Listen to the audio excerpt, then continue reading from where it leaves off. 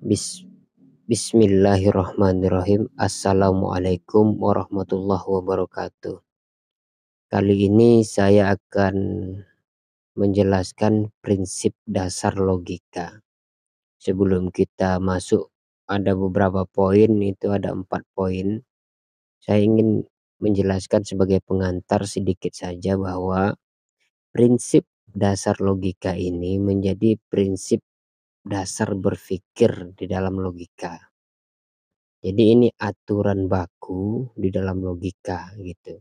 Nah, nanti kita akan paham setelah saya jelaskan 4 prinsip tersebut.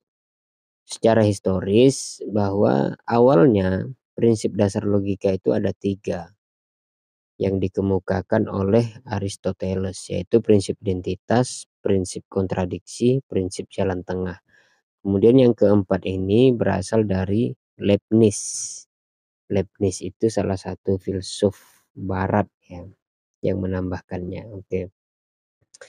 Apa itu prinsip identitas? Prinsip identitas itu adalah model berpikir yang tidak eh, apa namanya ya. Saya kasih contoh begini aja, sulit saya menjelaskan. Kalau kita ingin menjelaskan apa itu kipas angin, maka penjelasan tentang kipas angin itu ada pada kipas angin itu sendiri. Nah, begitu. Itu identitas. Jadi kita tidak bisa menjelaskan kipas angin menggunakan barang lain yang bukan kipas angin gitu. Jadi itu jelas ya. Sebenarnya sangat dasar, memang dasar logika ya. Tapi orang sering salah guna gitu. Ketika dia menjelaskan seseorang tapi dia menggunakan orang lain, itu kan repot.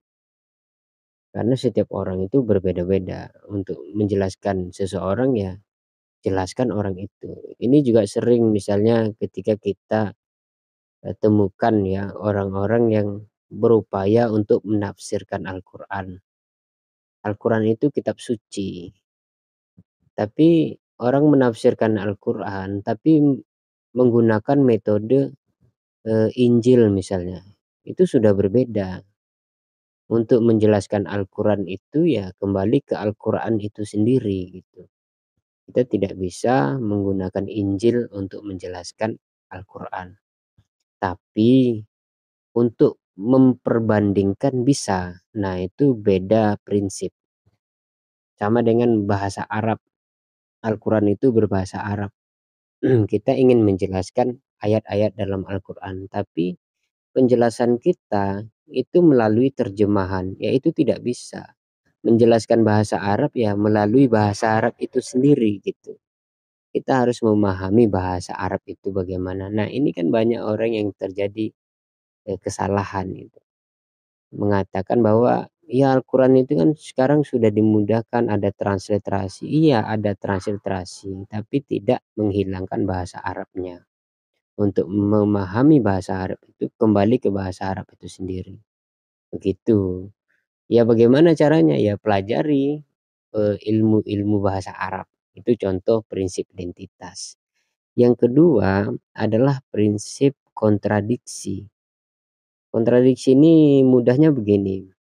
Tidak mungkin firman itu berada pada 2 tempat dalam waktu yang sama. Itu tidak mungkin bisa terjadi. Jadi misalnya firman ada di pasar dalam waktu yang sama, firman juga ada di kamar. Itu pasti ada yang salah. Di antara salah satunya ada yang salah gitu. Atau kedua-duanya salah. Tidak mungkin kedua-duanya benar. Itu prinsip kontradiksi. Jadi kebenaran itu tidak mungkin kontradiksi. Nah, itu. Yang ketiga, itu ada prinsip jalan tengah. Nah, prinsip jalan tengah ini adalah ketika kita menemukan 2 kebenaran. Namun tidak bisa meninggalkan salah satu kebenaran itu. Oleh karena itu kita butuhkan jalan tengah. Nah, ini juga banyak orang yang keliru. Jalan tengah itu dikira itu persatuan antara kiri dan kanan, bukan gitu.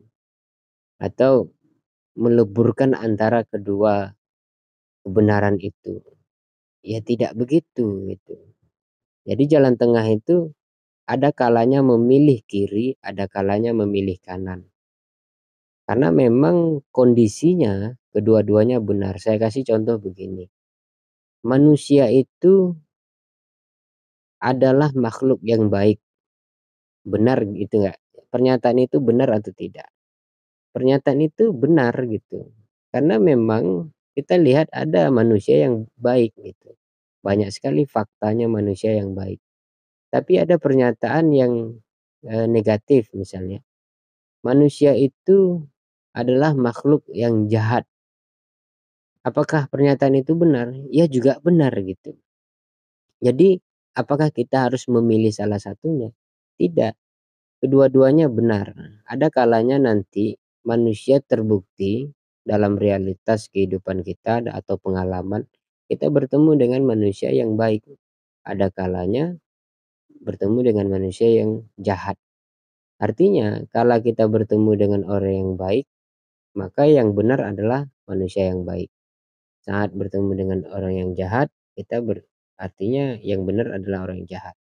Tapi tidak bisa eh, meninggalkan salah satunya. Nah, oleh karena itu kita perlu jalan tengah. Jalan tengah itu bagaimana? Cara kerjanya ya bahwa manusia itu potensi manusia itu adalah makhluk yang baik dan juga jahat. Nah, itu jalan tengahnya itu. Jadi atau manusia itu adalah makhluk yang kadang baik, kadang jahat. Jadi dua-duanya benar, tidak bisa dipilih atau dipisah atau ditinggalkan salah satu kebenarannya. Nah, yang terakhir, prinsip cukup alasan. Nah, ini tambahan dari Leibniz, tokoh filsafat barat. Beliau mengatakan begini, bahwa segala kemunculan atau segala yang ada itu mesti ada alasan gitu. Tidak mungkin ada ungkapan yang tidak memiliki alasan kemunculan ungkapan itu. Yaitu kata Leibniz. Ini juga sebenarnya dari awal kalau kita bicara filsafat bahwa filsuf-filsuf awal itu yang menjawab alasan itu atau mencari alasan keberadaan sesuatu kan gitu kan. Nah, ketika kita sudah menemukan cukup alasan, maka ada bertemu dengan teori-teori dan sebagainya. Nah, jadi secara logika, prinsip cukup alasan ini, kalau kita mengatakan sesuatu, maka kita harus memiliki atau menemukan alasan sesuatu yang kita ucapkan itu. Jika ada ucapan atau sesuatu yang ada dianggap ada tapi tidak memiliki alasan keberadaannya, maka disebut cacat demi logika. Ini sering digunakan begini, perdebatan apakah manusia pertama itu Nabi Adam gitu.